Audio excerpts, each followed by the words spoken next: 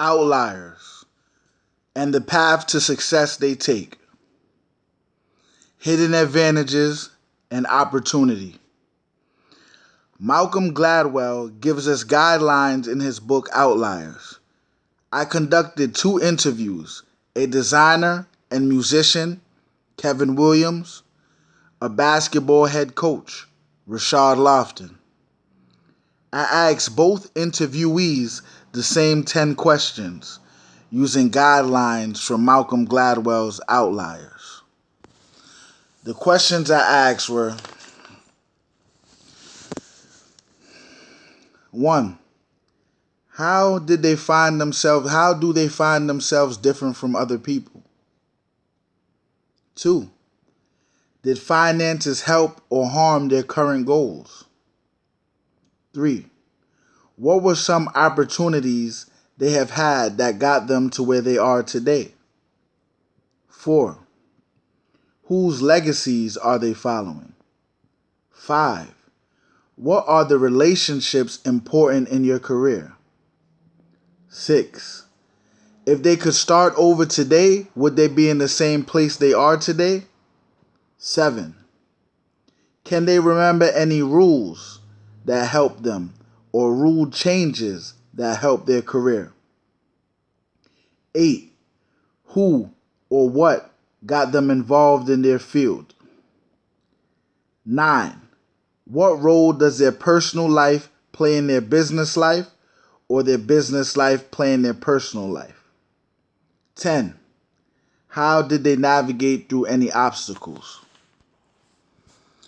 From the set of 10 questions, a question I asked that I really wanted an intriguing answer for was, can they remember any rules that helped them or rule changes that helped their career? So Gladwell gave me reasoning to my questioning with an example of Canadian hockey players.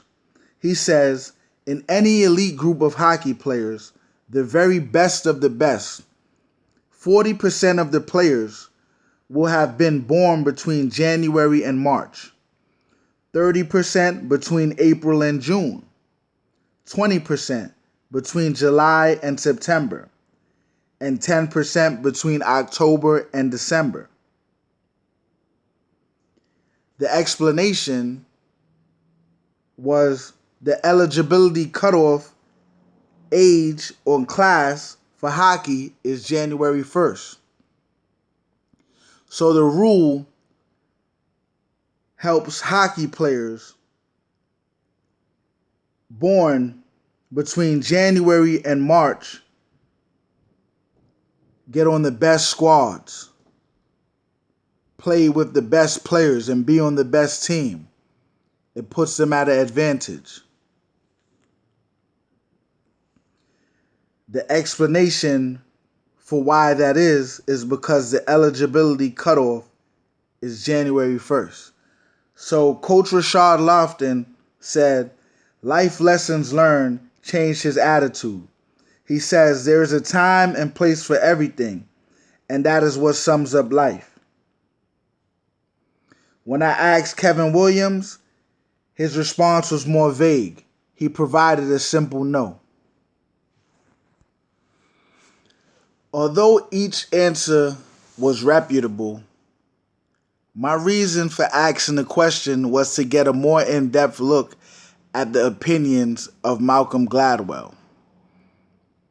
Gladwell says the people who stand before kings may look like they did it all by themselves, but in fact they are invariably the beneficiaries of hidden advantages and extraordinary opportunities and cultural legacies that allow them to learn and work hard and make sense of the world in ways others cannot. Another question the interviewees answered that really intrigued me was, if they could start over today, would they be in the same place they are today? The interview was about the people and them being successful, and I felt the question is of interest because it is a contradiction. Rachard Lofton said he wouldn't choose the same path and cannot say he would do the same thing, but he does not have any regrets. The designer and musician Kevin Williams said no. He says it wouldn't make sense to be the same person after gaining knowledge of a better person. Gladwell writes, "It is those who are successful, in other words, who are most likely to be given the kinds of special opportunities that lead to further success." He says, "It is only by asking where they are from that we can unravel the logic behind who succeeds and who doesn't." Consideration of Gladwell's argument and my interviewee's opinion is they should continue with the forward attitude and not actually an attitude of satisfaction. Malcolm Gladwell says, "I will argue that there is something profoundly wrong with the way we make sense of success. What is the question we always ask about the successful? We want to know what they're like, what kind of personalities they have, or how intelligent they are, or what kind of lifestyles they have, or what special talents they might have been born with. And we assume that it is those personal qualities that explains how that individual reached the top." I asked another question during my interview. What legacies are the guys following? I asked them, what legacies are they following? So the interviewees answered the question, what legacies are they following? Kevin says his own. And it's hard to follow nobody, but following will get you clowned. The head coach, Rachard Lofton, replied, nobody's. He does his best and prays a lot. The rest of the interview was kind of simple. The questions that I asked, I got answers from both parties, and Rachard Lofton's answers were more in depth, while Kevin Williams' answers were very vague. And I appreciated both interviewees, and I'll give a couple more examples of the answers they gave out. So when I asked Rachard Lofton, how does he find himself different? How does he find himself different from other people? He says he doesn't find himself different from other people. He moves on his own drum. He can't dwell on his past because it may affect his future. When I asked Kevin the same question, he said he's unique. Very vague and simple, but he said he's unique. And I asked him, did finances help or harm their current goals? Kevin says, yes, finances help me. Rachard Lofton says, the more money you have, the easier it is to move around in life. Do the work and finances end up helping the love.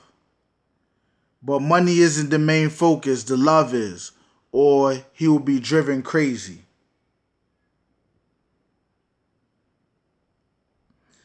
I asked him, how did they navigate through any obstacles? Rachard says he kept personal and business separated. He stays out the way. He never knows what tomorrow or today brings, but he does the best he can do. Kevin Williams answered the same question and says he haven't really faced any obstacles. He just goes with the flow and everything has been positive.